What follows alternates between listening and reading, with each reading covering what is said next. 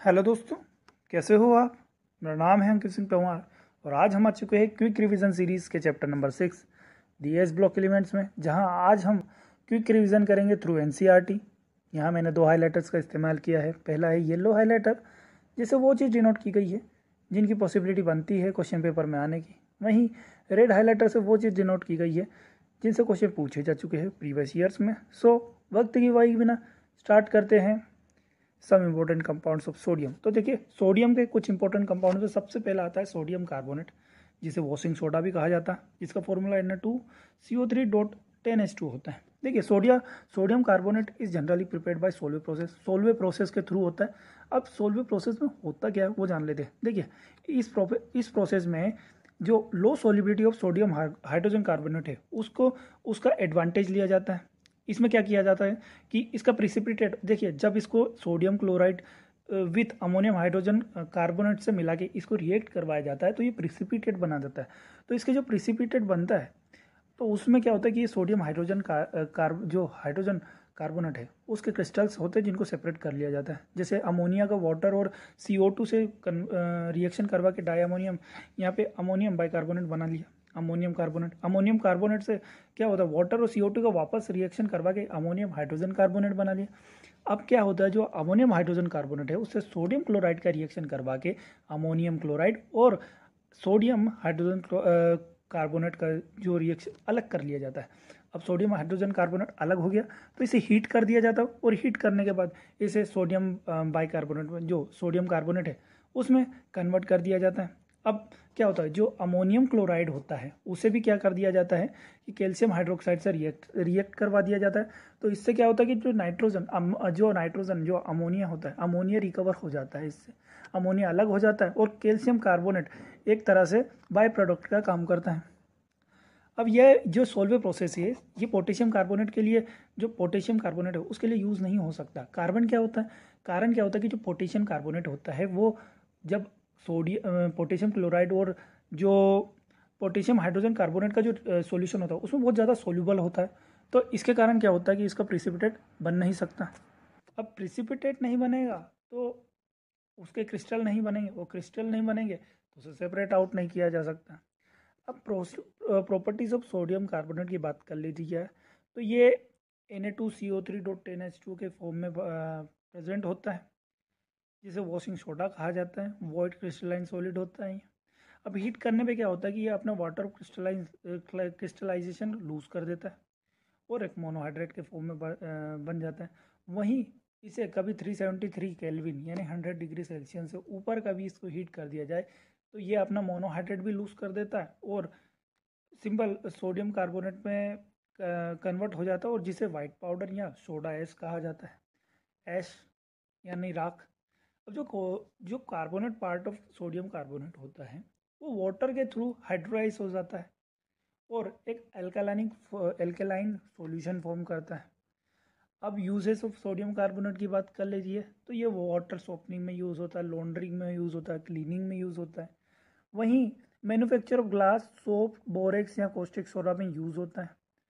वहीं एक ये बहुत अच्छा लेबोरेटरी रिएजेंट होता है in both qualitative and quantitative analysis. अब अगला जो कंपाउंड आता है सोडियम का वो है सोडियम क्लोराइड। देखिए, सोडियम क्लोराइड का सबसे अच्छा सोर्स होता है सी वाटर। मोस्ट अबंडेंट सोर्स वही होता है।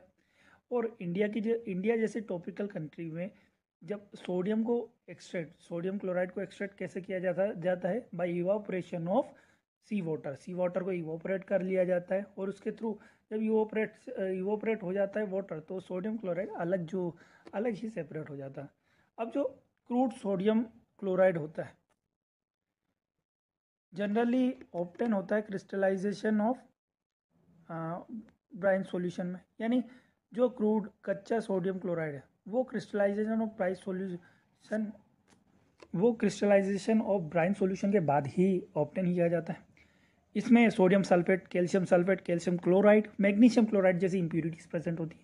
अब जो कैल्शियम क्लोराइड या मैग्नीशियम क्लोराइड है वो क्यों इम्प्योरिटीज़ है, वो इसलिए इम्प्योरिटीज़ है बिकॉज वो डिलिक्वेशन का मतलब क्या होता है, जो मॉइस्चर एटमॉस्फेयर में से मॉइस्चर बहुत आसानी से एब्जॉर्ब कर ले। एंड अब क्या होता है कि जो प्योर सोडियम क्लोराइड उसको कैसे ऑब्टेन किया जाता है, तो क्या किया जाता है कि जो क्रूड सॉल्ट होता है यानी क्रूड सोडियम क्लोराइड है उसे डिसोल्व कर लिया जाता है मिनिमम अमाउंट ऑफ वाटर में, और उसके बाद उसको फिल्टर आउट किया जाता है। जो इनसोल्यूबल इम्प्योरिटीज़ है उनको फिल्टर आउट कर लिया जाता है, और उसके बाद उसको फिर सेचूरेटेड हाइड्रोजन क्लोराइड गैस के साथ डिसोल्व कर लिया जाता है, और इससे प्योर सोडियम क्लोराइड ऑब्टेन किया जा सकता है। आगे बढ़ते हैं, इसके यूजेस की बात कर लिया जाए तो ये एक टेबल सोल्ट या कॉमन सोल्ट की तरह यूज़ होता है, और sodium peroxide and sodium hydroxide या सोडियम कार्बोनेट के मैन्युफैक्चर में यूज़ होता है। आगे बात कर ली जाती है सोडियम हाइड्रोक्साइड की, जिसे कोस्टिक सोडा भी कहा जाता है, NaOH। जो सोडियम हाइड्रोक्साइड है वो प्रिपेयर होता है कॉमर्शियली प्रिपेयर किया जाता है by electrolysis of sodium chloride. Sodium chloride का इलेक्ट्रोलाइसिस होता है केल्नर सेल में। इसमें क्या होता है कि जो मरकुरी होता है वो कैथोड पे होता है और जो कार्बन होता है वो एनोड होता है।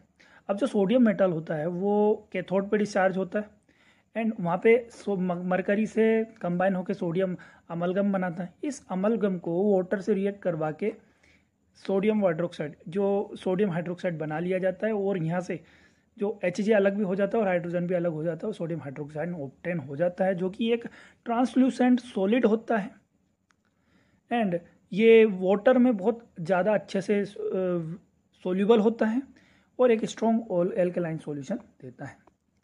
अब यूसेस की बात हो जाती है तो मैन्युफैक्चर ऑफ सोप में यूज़ होता है, paper, artificial silk, petroleum refining and as a laboratory reagent भी यूज़ होता है। अब अगला टॉपिक आता है सोडियम हाइड्रोजन कार्बोनेट, जिसे बेकिंग सोडा कहा जाता है। देखिए इसको प्रिपेयर किया कैसे जाता है कि जो सोडियम कार्बोनेट है उसमें वाटर और कार्बन डाइऑक्साइड को मिला दिया जाता है, जिससे क्या होता है कि ये सोडियम हाइड्रोजन कार्बन बन जाता है। अब जो सोडियम हाइड्रोजन कार्बोनेट है वो एक बहुत अच्छा माइल्ड एंटीसेप्टिक है स्किन इन्फेक्शन के लिए, और फायर एक्सटिंग्यूशर्स होते हैं आग बुझाने का काम करते हैं उसमें यूज़ होता है। और इसके अलावा यहाँ पे कोई अच्छा बहुत क्वेश्चन बनता नहीं है। आगे बढ़ते, biological importance of sodium potassium क्या होता है। देखिए पिछले लेक्चर में मैंने बताया था, यहाँ पे सिर्फ रिवाइज करूँगा कि जो सोडियम है, जो पोटेशियम है, मोस्ट अबंडेंट केटायन होता है जो विद इन सेल फ्लूइड। ये बहुत इंपॉर्टेंट बात है कि विद इन सेल फ्लूइड में सबसे मोस्ट अबंडेंट कभी कोई केटायन है तो वो पोटेशियम एंड सोडियम होता है। वो रिस्पॉन्सिबल होता है ट्रांसमिशन ऑफ जो नर्व सिग्नल्स होते हैं उसके ट्रांसमिशन के लिए रिस्पॉन्सिबल होता है सोडियम। एंड देन हम आगे आते हैं, जो blood plasma concentration of sodium है वो 143 मिलीमोल पर लीटर होता है। वहीं पोटेशियम की बात करते हैं तो वो 5 मिलीमोल पर लीटर होता है। विद इन RBCs की बात कर ली गई यहाँ पे। अब आता है ग्रुप 2 एलिमेंट्स जिनको अल्कलाइन अर्थ मेटल कहा जाता है। इनका जो इलेक्ट्रॉनिक कन्फिगरेशन होता है वो NH2 होता है, और ये प्रीडोमिनेंटली आयनिक होते हैं। अब इसकी बात आ जाती है एटॉमिक एंड आयनिक रेडियस की। तो ये जो एटॉमिक रेडियस होता है, आयनिक रेडियस होता है अल्कलाइन अर्थ मेटल्स का, वो अल्काली मेटर से कम ही होता है। उसका कारण होता है कि जो effective nuclear charge of alkaline earth metals होता है वो ज़्यादा होता है। अब बात आ जाती है आयनाइजेशन एंथैल्पी की। तो जो आयनाइजेशन एंथैल्पी होती है वो अल्कालिन अर्थ मेटल्स की ज़्यादा होती है as compare to alkali metals, and down the group जाने पे ये डिक्रीज करेगी। आगे बात करते हैं हाइड्रेशन एंथैल्पी की। देखिए जो हाइड्रेशन एंथैल्पी है वो डाउन द ग्रुप पे जाने पे decrease with increase in ionic size, यानी जितनी जितनी आयनिक साइज बढ़ती जाएगी वैसे वैसे डिक्रीज होता जाएगा। जैसे बेरिलियम की सबसे ज़्यादा हाइड्रेशन एंथैल्पी होती है और उसका कारण होता है उसकी बहुत स्मॉल साइज होती हैं। और देखिए जो ग्रुप टू के जो एलिमेंट्स होते हैं वो बहुत एक्सटेंसिवली हाइड्रेटेड हो जाते हैं और बहुत अच्छे हाइड्रेट्स फॉर्म करते हैं, बट डाउन द ग्रुप जाने पे इनकी भी स्टेबिलिटी घटती जाती है हाइड्रेट्स की। अब वही बात है फिजिकल प्रॉपर्टीज़ की बात कर लेते हैं तो ये सिल्वरी होते हैं, लस्चर होता है इन पे, और रिलेटिवली सॉफ्ट होते हैं बट एल्काली मेटल से हार्ड ही होते हैं। अब यहाँ पे मेल्टिंग या बॉइलिंग पॉइंट की बात कर ली जाए तो वो हाइयर होता है एल्काली मेटल्स के कारण, एल्काली जो मेटल्स होते हैं उनसे। वहीं कैल्शियम, स्ट्रोंशियम और बेरियम होते हैं, ये कैरेक्टरिस्टिक कलर शो करते हैं फ्लेम टेस्ट में।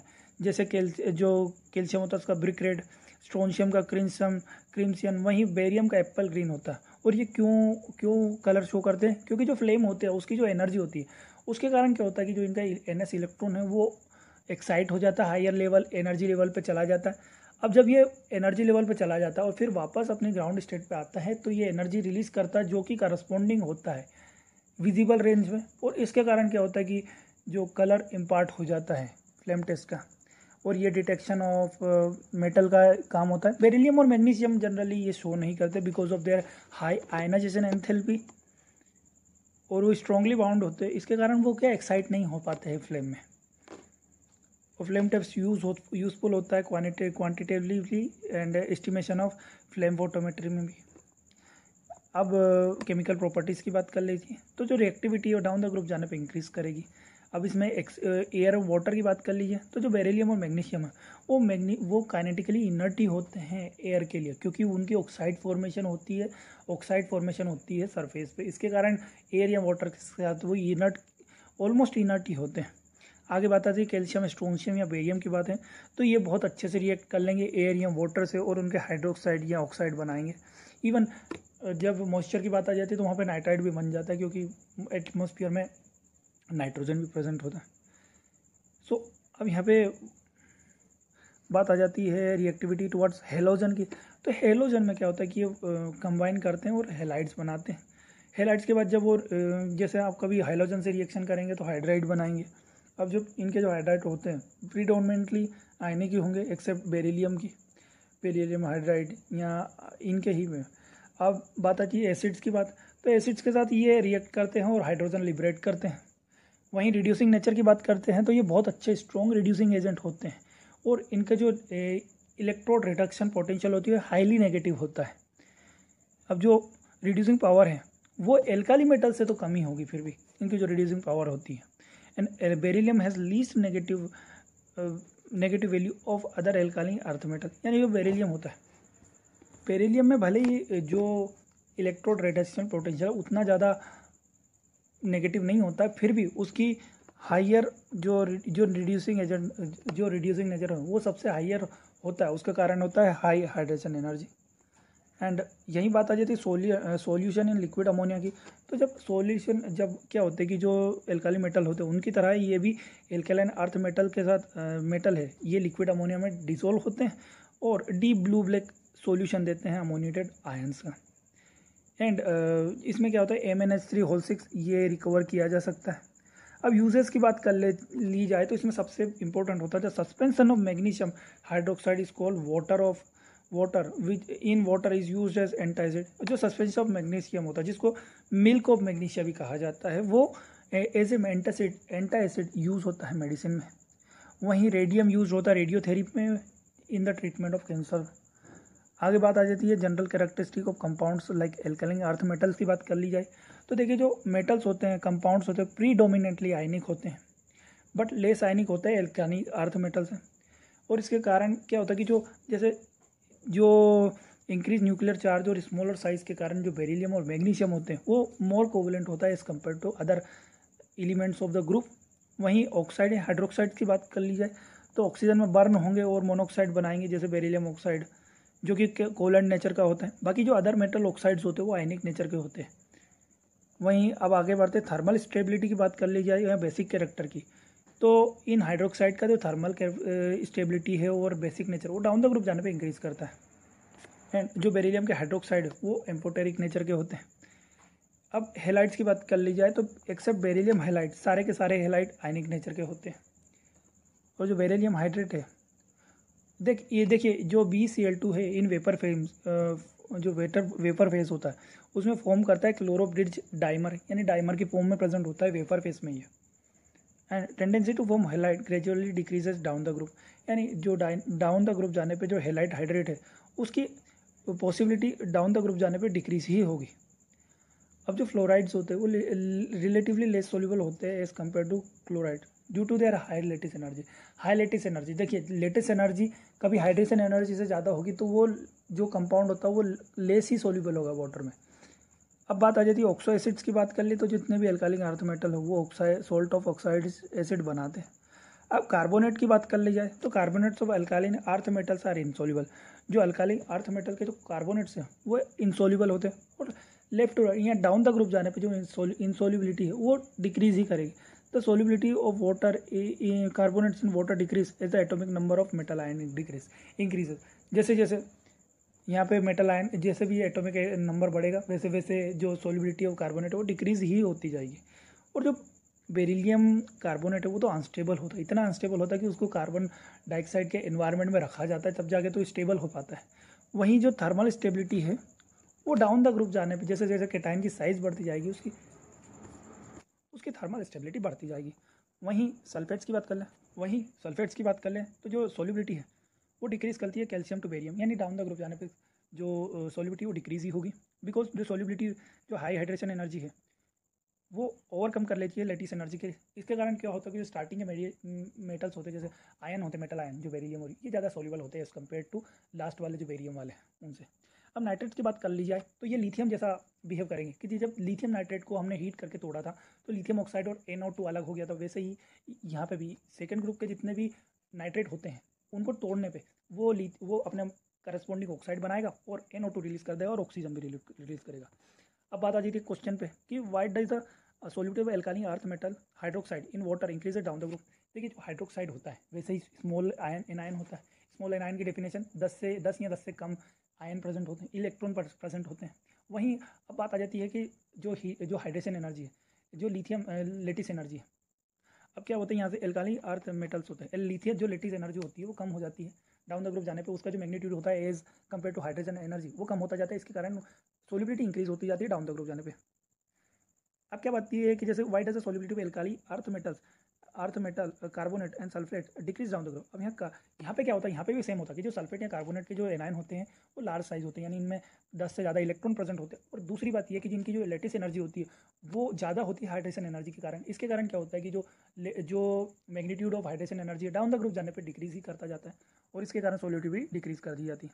अब एनामोलस बिहेवियर ऑफ बेरिलियम की बात कर ली जाए तो इसमें कुछ पॉइंट्स है। देखिए बेरिलियम एक्सेप्शनली स्मॉल एटॉमिक और आयनिक साइजेस होती हैं, ये तो बात हम समझते हैं कि उसकी स्मॉल साइज होती है और आयनिक साइज भी स्मॉल ही होती है because of high ionization enthalpy small size large covalent they are large covalent, यानी हाई एंथैल्पी जो आयनाइजेशन एंथैल्पी होती है हाई होती है और स्मॉल साइज होती है, इसके कारण उनका जो कोवलेंट नेचर वो हाई होता है, लार्ज होता है। वहीं ये इजीली हाइड्रोलाइज हो जाते हैं। वहीं दूसरी बात कि beryllium does not exhibit coordination number more than 4, यानी इसका कोऑर्डिनेशन नंबर 4 से ज़्यादा नहीं हो सकता because of absence of d orbitals, जो वैकेंट डी ऑर्बिटल्स एब्सेंट होते हैं। वहीं the oxide and hydroxide of beryllium unlike the hydroxide of other metal in the group are amphoteric, यानी जो हाइड्रोक्साइड या ऑक्साइड की बात कर लीजिए बेरिलियम की तो पहले बात कर ली कि वो बेसिक नहीं है किसके एम्फोटेरिक नेचर के होते हैं, बाकी जो अदर मेटल्स होते हैं मेटल ऑक्साइड या हाइड्रोक्साइड होते हैं वो बेसिक होते हैं।